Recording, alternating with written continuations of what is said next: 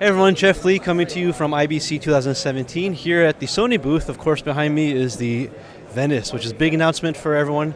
Obviously made a big splash. Joined by Daniel, of course. Thank you so much for joining us. Thank you. So obviously made a big splash in the news a few days before you guys, or a week I guess, a week and a half or so, you guys had a big event in LA premiering this camera, showed it to, I'm sure, a lot of the ASC members. So actually one of my first questions, the name of the camera. I'm so happy that it's not a number and a letter. What was the inspiration behind that? Did you just want to give someone something a little bit more artistic to grab onto, or? Yeah, well, so the name is Venice, and in California there is a certain area, of course. So I'm European, and in America there is this famous Venice Beach and the area of Venice. So this is what inspired to the name of this camera. And yes, as you say, it's no longer an F something. It now has a name, and it's something that we hope will continue, in the future for the future cameras. Absolutely. Now, speaking of F5, F55, you guys have obviously taken that platform and grown with it over the years. It's seen, 9 major software updates, and that seems to be the general theme with the way the Venice was designed. It's a modular system camera that will grow with the users. Yes. So, I mean, of course, the F55 has been a really good success. I mean, the input from that camera, from users and rental houses around the world, has given us so much capability of they show us exactly what they want, and with 9 firmware updates, we've been able to push the limits of the hardware to actually give customers more features in their cameras than when they originally bought this. But of course, Cine Alta has been there for many generations now. So we introduced Cine Alta in 1999.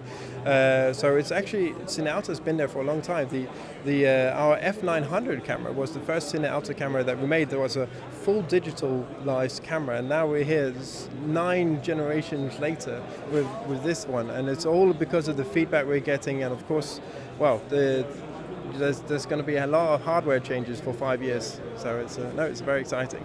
I mean, that's the most interesting thing to me, I think, seeing the evolution of the F555, now seeing the version 1 of the Venice. It's immediately more modular out of the box, so not just the lens mounts, but actually the sensor block. Is it just 4 screws and undoes the whole sensor block? Yeah, that's true. So in the beginning, well, in the front of the camera, we do have 4 screws, and we have 2 on top. And if you unscrew these bolts, then you'll be able to take off the whole center block. So this is ideal for maintenance, especially the rental houses where these cameras go out and do some really dirty work at sometimes. So the housing of the camera has been designed to withstand so much more duty work, heavy work. We tested, of course, in the desert when we did some of the prototype shoots. So anything you throw at the camera, it's dust resistant, it's water resistant. Everything built in the inside the boards, they are sealed. So anything that goes in through the ventilation fan, you can exchange a fan. Very simply, it should take about 4 minutes, and you can do this on set, and you can quickly then keep on rolling. So if you have a damaged fan, which is the only moving part inside the camera, it's very easy to keep on continue rolling.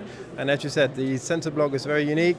We of course have some things built in. Apart from a full frame sensor, we also have this 8-stop ND filter that is inside the sensor block, and this is very easy to exchange if something should happen with the sensor block. So a mechanical issue happens, someone accidentally puts a finger through the whole thing and ruins it. It's not a major deal. It can be attended to. Yes, I mean, of course, a sensor is quite expensive, but of course, accidents happen. It's a production, so it's very easy to change and then keep on rolling with your original camera. So yeah. Obviously, the first thing we didn't mention was it's a full-frame 6K camera, which is new and very exciting for a lot of folks, certainly for Sony and the like. And with the new sensor block, do you envision that there be other updates in the future that are coming? Well, yes. I mean, there's already a roadmap for the future firmwares that we have put in place, because we wanted to launch the camera, of course, functional, but we also want to tell the users and clients and rental clients out there that as time goes by, just like the F5 and F55, there's going to be added more functionality. So we're going to see like the surround view, and we're going to see full frame capability. We're going to see false colors. So all of these functionalities that you're used to, they will come into the Venice as well. So So it's all a matter of time, and then we'll get some more firmwares into it, and these, of course, will give you more features inside the camera. Right, obviously there's always surprises, and I know we can't always talk about them, / I don't know what they are. I'm not sure you won't tell me either. But it's expected, I would say, that there's going to be other stuff coming additional to the software, maybe hardware updates, like I said, maybe via the sensor block, right?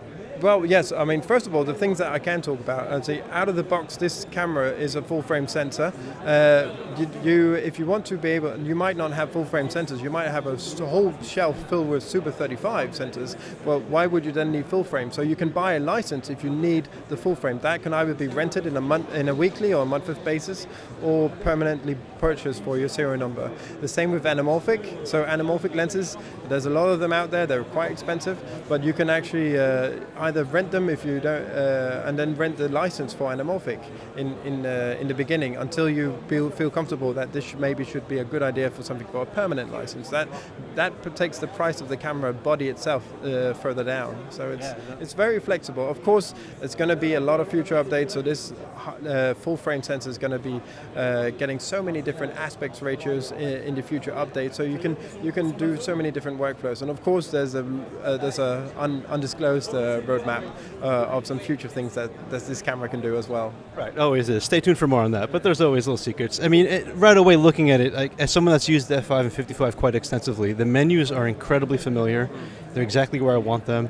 But not only that, you guys also added a sub-menu on the other side for the operator to use. So you really went to the users and the audience base and said, what do you want when you designed this?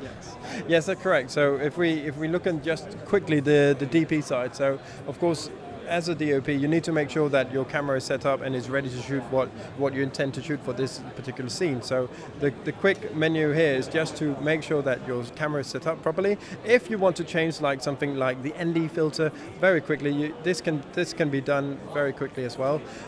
You never know when you're outside and the cloud shifts or something like that. This can be done on the photographer's side, but mostly the assistant. He needs to move away the photographer in order to go in and actually change something, because the DOP might not want to change the things the assistant does. So all the main controls are on this side.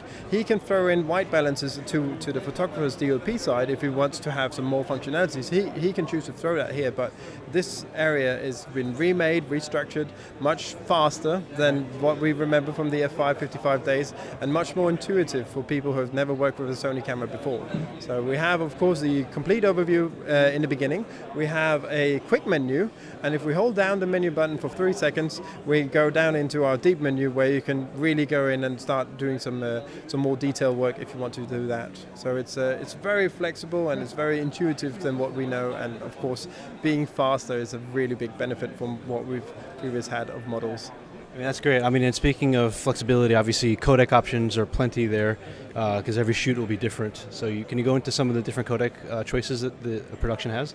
Yes, I mean, of course, we have the legacy formats, like many people are accustomed to MPEG HD 422. We introduced XAVC when we launched the F5 55 cameras, so we can do XAVC in HD. But of course, we can do it in 4K. We can do it up to 60p with this camera. Of course, we remember the F55s can go up to 150 or 180 frames per second with XAVC internally. Last year we introduced the R7 recorder. So the R7 recorder has RAW capability, so direct sensor information and RAW workflow, and XOCN workflow. So extended original camera negative. So this is a linear workflow up to 16 bits, and here we can get the full sensors readout. So in this situation we have a full frame, and we're shooting full frame with which is 6K horizontally and 4K vertically. So we have a lot of flexibility in terms of codecs and in terms of workflows, because as you say, not all shoots are the same, but we can take the same R7 recorder, put on the F55, and then we have 4K 120 frames per second shooting in RAW. So it's, again, the recorder has new processors that is ideal for 2017 work, and with the new algorithms we can have XOCN. It's the same quality as RAW, but 30% lower cost on your media size. So you can shoot longer clips with your cards by XOCN. I mean, I think maybe the last thing we'll mention is that the lens mount is also pretty smart as well. You guys have a fantastic series of alpha-based lenses. But also PL needs to be supported in this industry, but you're giving users the choice between like a heavier maybe lens, like one of those anamorphic lenses over there on the other camera, or maybe a lighter weight zoom lens for documentary type work.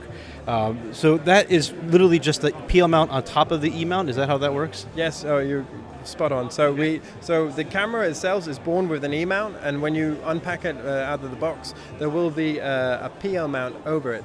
So there's 6 bolts that you remove, and then you have a level lock E mount camera. So just like the FS7 Mark II, when that came out, we introduced the level lock E mount, which can handle much heavier lenses and be much tighter adjusted. So of course everybody's used to the PL scenario, but the E mount adds the low flange-back range, which then can, there's an infinity of lenses out there that we can attach in Super 30, Super 35, or up to full frame now. So it's a very flexible mount system we have in this camera. Yeah, great. Thank you so much, Daniel, again, for going through this with us. That's a look at the Sony VENICE. I know target date is coming out, what is it, end of the year? Or? Oh, it's going to be, the plan is for it to be released in February 2018. Okay. So. Great, so beginning of, yeah, there we go. Thank you again for watching. This is the Sony VENICE from IBC 2017.